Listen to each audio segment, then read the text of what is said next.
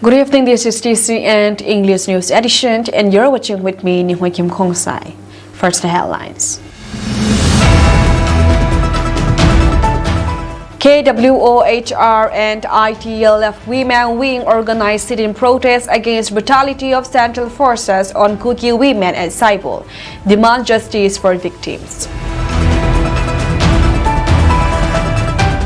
Economic blockade in Kuki areas of Manipur, shut down in Kangpokpi. Massive public protest rocks Kangpokpi over forced deployment in Saibol. BJP has vested interest in keeping Manipur on boil, blames Congress. News in detail. A joint sit-in protest was held today at around 11 a.m. at the Wall of Remembrance by the Kuki Women Organizations for Human Rights KWOHR and ITLF Women's Wing, condemning the Saibol Tuichin incident. The alleged inhuman attack by Central Armed Police Forces CAPF on Kuki Joe women sparked widespread outrage. The protest was moderated by Ngaylun Kipgant, Vice President of KWOHR, featured speeches by Ngaine Kim, President of KWOHR, Moano, Convener of ITLF Women's Wing, line mate of LJC, and Muan Tombing, ITLF Secretary. A public donations drive collected rupees 1,94,410 for victims. Ngaine Kim attributed the incident to mighty aggressions during Christmas celebrations, saying, "Our God is a living God, granting us strength amidst adversity." Protesters demanded CAPF protections of buffer zones, mutual respect for buffer zones, and Chief Minister protections of Kukizo people. A memorandum was submitted to the District Commissioner, reiterating these demands. Despite the Chief Minister's promises of peace, integrity, and normalcy, continued violence has reignited calls for separate administrations. The protest concluded with a closing prayer led by Reverend J.F. Laropuya, Senior Executive Secretary of Manipur Christian Presbyterian Church. Kuki Women Organizations for Human Rights and ITLF Women Wing organized a sit-in protest at Wall of Remembrance in retaliation of Saibol Tuichin incident at Kangpokpi, in which the CAPF sought inhuman attack on Kuki's women. It is reported that respective villages sent their people as many as possible. Today's moderator was Ngaylun Kipgan, Vice President, KWOHR. Opening prayer was R. Lalkumi. Short speech by Ngaine Kim, President, KWOHR. Moano, Convener, ITLF Women Wing, Line Mate, LJC, and Muan Tombing, ITLF Secretary. A public donations was also organized to help the women who fight tireless for Saibol, which was followed by mass prayer in relays to our present situations for separate administrations. Closing prayer and handover of donated money was done by Reverend J.F. Laropuya, Senior Executive Secretary, and PCS, and chant-off of slogan was also done. According to Ngaine Kim's speech, this Saibol incident is caused by Meitei because of our Christmas, but our God is a living God. That's why we could stand firm even in this situation. Their aims is to let the CAPF occupy the buffer zone and remove the VV. In these relations, the women's spirit remained vigilant and around 75 women get injured into the hands of the CAPF. For peace to prevail, the CAPF must protect the buffer zone and both sides to respect the buffer zone, and says that CM must look after his own people. Though the CM proclaimed peace, integrity, normalcy, but he continued to attack the Kuki Zone in the hilly area, which really helped in our pursuance of separate administration. This massive sit-in protest is organized by the Kuki Women Organization for Human Rights in collaboration with the ITLF Women Wing. This is organized in protest against the incidents which was happening in Saibol Tuichin area. Well, more than 41 Kukizo women were harassed and tortured and atrocized by the Center Security Forces. And especially here we are donating little amount from each of the participants to compensate our sisters, our women who were being tortured and harassed by the center security forces. Today, as a defendant of the Kuki Women Organization for Human Rights, I would like to speak to the central government as well as to the state government that human rights has no respect from the central government as well as from the security forces. Respecting human rights is respecting women's rights, as the whole world knows. And since 24, as we are in the mood of celebrating Christmas and New Year, as we all belong to Christian community, the valley-based terrorists accompanied with the central security forces have started attacking the villages. We actually are guarding our village, and we want the central security forces to maintain the buffer zone. They are to uphold peace and normalcy in the buffer zone. But without the consent of the people or the defense community in the area, they just try to encroach the civil post. This is very much against the will of the people who are living in that area, and it is our right, it is our right to protect our land. So the women folk are unarmed. When the women folk come up together, we are unarmed. The whole world knows we are coming up to hold normalcy, and we don't want our men to face the security forces or fire or attack each other. So in between, the Kuki women used to come up to uphold normalcy and peace in the area. But those unarmed women were harassed, atrocized. As the whole world knows, one of our women, Nancy, who was one of the protesters, was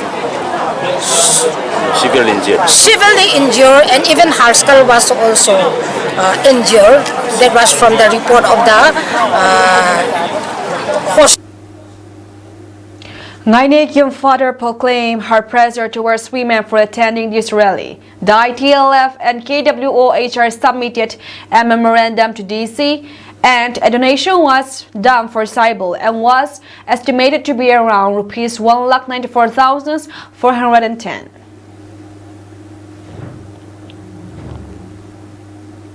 An economic blockade by a tribal body was underway in Kuki inhabited areas in Manipur on Friday to protest against alleged actions by security forces on women in a village in Kangpokpi district, officials said on Friday.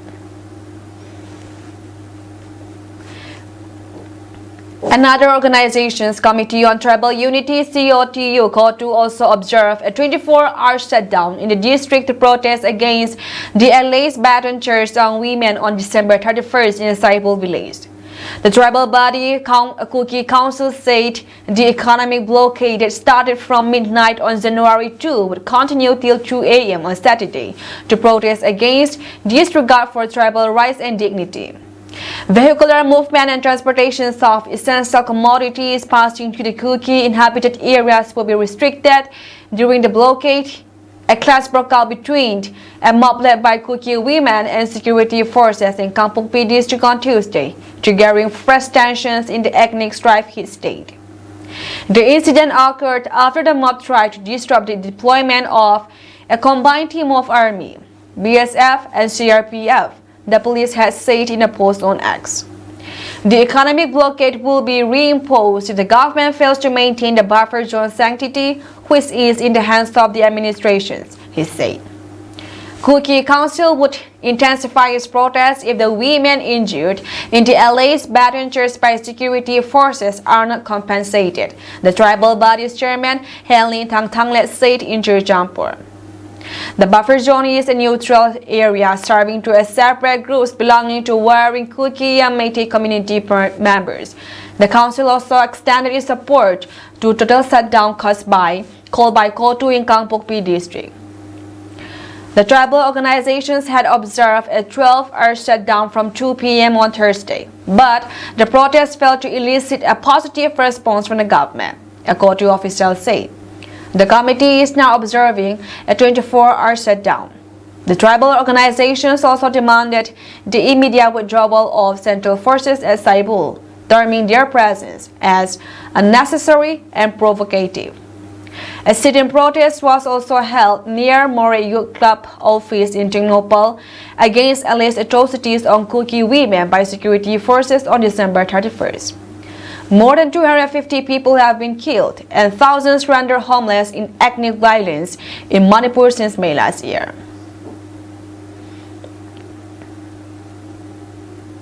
Kangpokpi district headquarters witnessed an intense public uprising today as thousands of Kuki community members, predominantly women, staged a massive protest under the leadership of the Committee on Tribal Unity, Kotu Star Hills. This demonstration adds to a series of consecutive protests against what the community perceives as systematic oppression. Today's protest comes amid the ongoing indefinite economic blockade and a 24-hour total shutdown, triggered by the deployment of Central Security Forces from the valley in Saibul, Bungpi region of Lungting subdivision. The protesters gathered at Brigadier M. Thomas ground and split into two groups to make their demands heard at key administrative offices. One group, led by Kotu Secretary Lam Min Luan Singh Sit and spokesperson Kai Min Lin Sit Lo, successfully picketed the district's commissioner's DC office. They submitted a memorandum addressed to security advisors to the assistant commissioner and sealed the DC office in a symbolic act of defiance.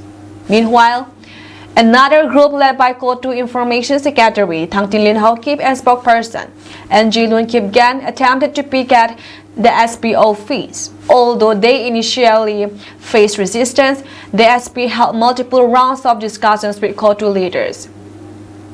In a significant development, the SP assured the protesters that central forces in Saibul would be replaced by personnel from Kangpokpi Cycle Police and central forces stations in Cycle. The SP requested 3 hours to implement the decision. Following this assurance, thousands of demonstrators gathered outside the SP office, determined to see the promise fulfilled within the stipulated time frame.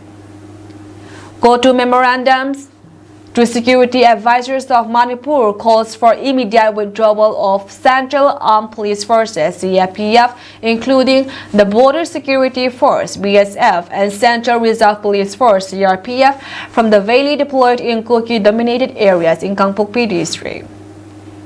The memorandum underscores the community's vehement opposition to what they describe as politically motivated deployments aimed at marginalizing the tribal population. It also highlights the deployment of central forces from valley districts into Kuki areas such as Saibul, Tuichin, Mongnelzang, and Eskononpai as a deliberate move to exert political dominance over the minority community.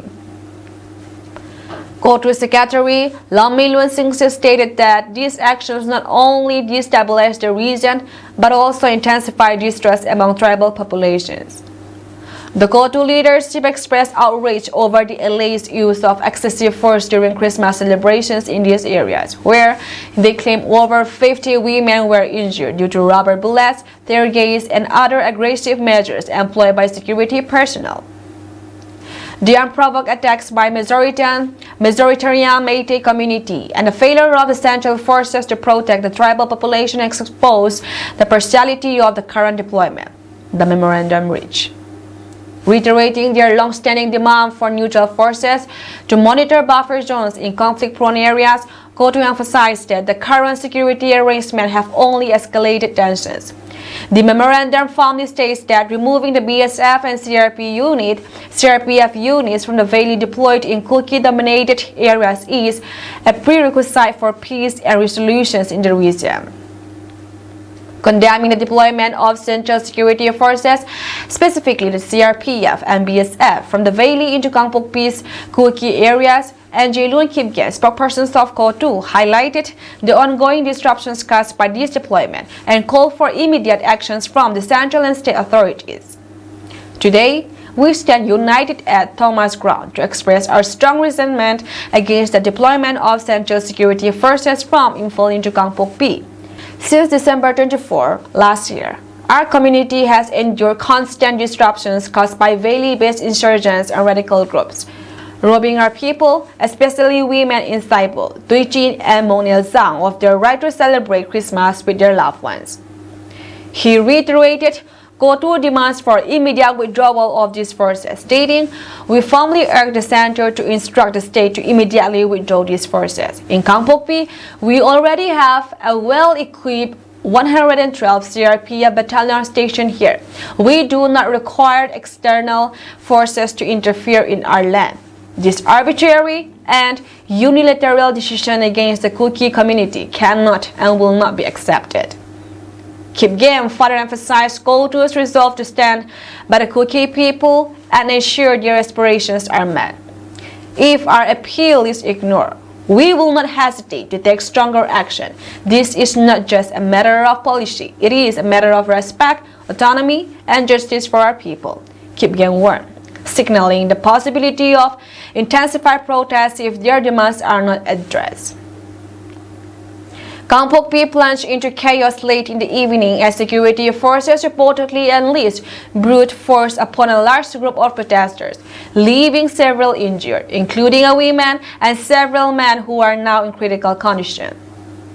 The confrontations erupted after protesters accused the SP Kangpokpi of reneging on a critical assurance made to KO2 leaders. The controversy began when the SP reportedly assured the Committee on Tribal Unity KO2 leaders that the Central Security Forces from the valley currently deployed at Saibul will be replaced within 3 hours by forces from Kangpokpi Police and Kangpokpi-based central units. However, as the hours passed without any actions, frustrations boiled over into fury. Around 7 p.m., angered protesters, determined to hold the SP accountable, marched towards the SP office. Their patience depleted, they attempted to seal the premises, accusing the SP of betraying his word. The situation escalated rapidly as security forces stationed inside the office responded with black firing and tear gas, turning the area into a battleground. In the ensuing chaos, the SP himself reportedly sustained injuries as protesters, enraged by the aggressive response of the forces, resorted to storm battling. The sound of gunfire and distinguishing clouds of tear gas added to the already volatile atmosphere, sending shock waves through the town. As many as 15 protesters were injured, some sustaining pallet injuries, while women and a few other male protesters are in critical conditions and referred to a higher hospital for further treatment.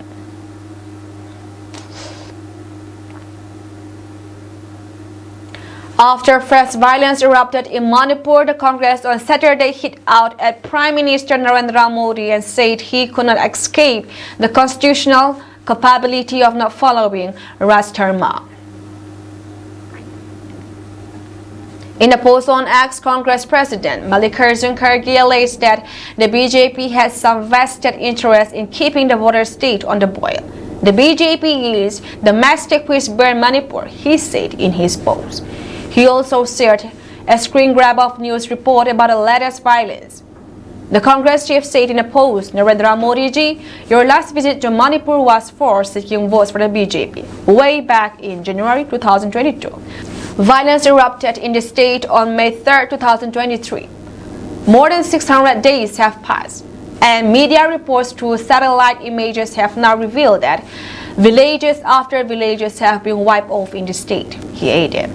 Kharge said fresh violence was witnessed recently when a mob attacked the Kangpokpi district superintendent of police, resulting in injuries. "You're incompetent," and Assembly's chief minister has expressed regret but has conveniently brazen out your absence in the state, he alleged. We are repeating with utmost responsibility that the BJP have some vested interest to keep the beautiful border state on the boil, with more than 250 innocent deaths and 60,000 being displaced. People are still living in camps for 20 months, Kargi claimed. Even the Supreme Court have said it was the primary responsibility of the union and the state governments to ensure peace and normalcy, the Congress president noted. On December 6, India Bloc parties in Manipur has made 3 specific and simple requests to you. Visit Manipur before 2024 ends, but you did not. Call representatives of all political parties at your office in Delhi, but you haven't. Involve yourself directly in Manipur, but it does not seem that you have, he said. Even if you do either of the above, you cannot escape the constitutional culpability of not following Rastharma, Kargi added. The SP in Manipur's Kangpokpi district was injured after a mob attacked his office on Friday over the officers' alleged failure to remove central forces from Saibol village, bordering the Imphal East district, officials have said. Several others, including police personnel and protesters, also suffered injuries during the clash between security forces and attackers. Kuki organizations have been protesting against the alleged beaten chairs on women by security forces in Saibol village on December 31st. The attackers on Friday threw stones and other projectiles towards the office to vent their anger over the continued deployment of central forces, particularly the Border Security Forces, BSF, and the Central Reserve Police Force, CRPF, in the village.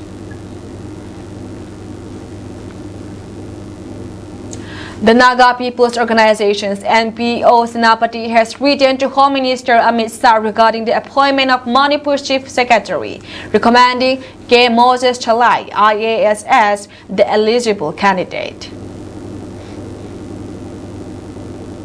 The organization, in its letter on January 3rd, informed that the position remains vacant after the transfer of the incumbent Chief Secretary.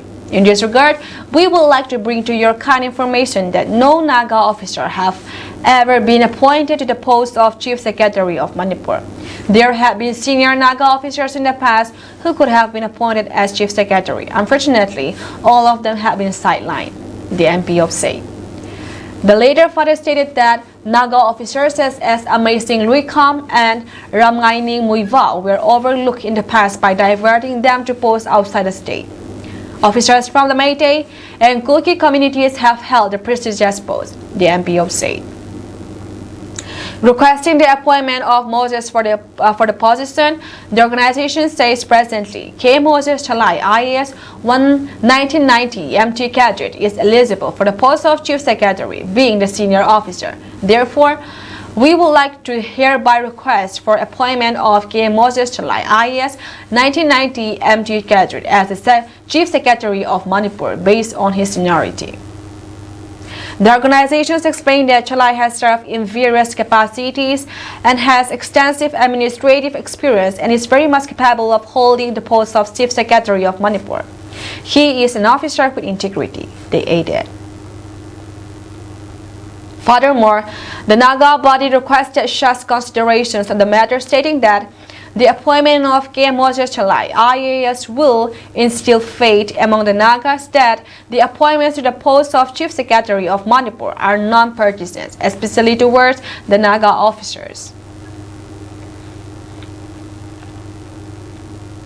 The governor of Manipur, Ajay Kumar Bhala, chaired a security meeting at Bhat's Ras Bhavan in Imphal today to review the state's overall security situations.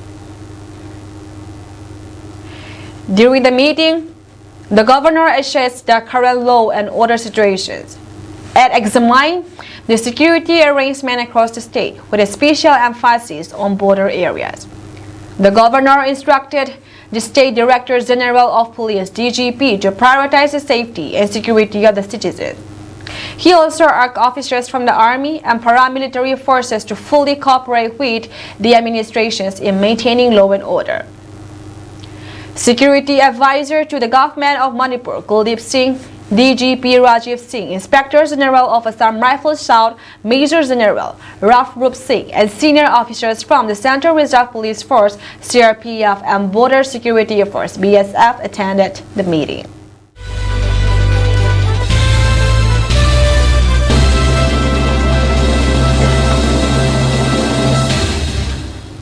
In a tragic incident in Jammu and Kashmir's Bandipora district, 2 soldiers lost their lives and 3 others sustained critical injuries when an army truck skidded off the road and fell into a deep gorge.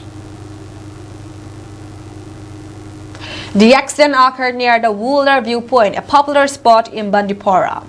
The vehicle carrying military personnel veered off the road due to unknown reasons, plunging into the gorge below. Emergency teams and local authorities immediately responded to the situations. The injured soldiers were initially rushed to the district hospital in Bandipora, where Dr. Masarat Iqbalwani, the medical superintendent, confirmed 5 injured were brought there, out of which 2 were declared dead on arrival. The 3 critically injured soldiers have been referred to Srinagar for specialized treatment. Authorities have launched an investigation to determine the exact cause of the accident.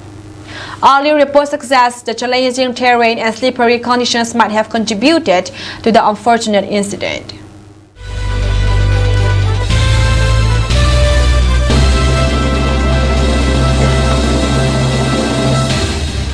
The outgoing administrations of U.S. President Joe Biden reportedly plans to propose to Israeli regime and $8 billion arms deal as part of Washington's unflinching support to occupying entities' genocidal war in the besieged Gaza Strip.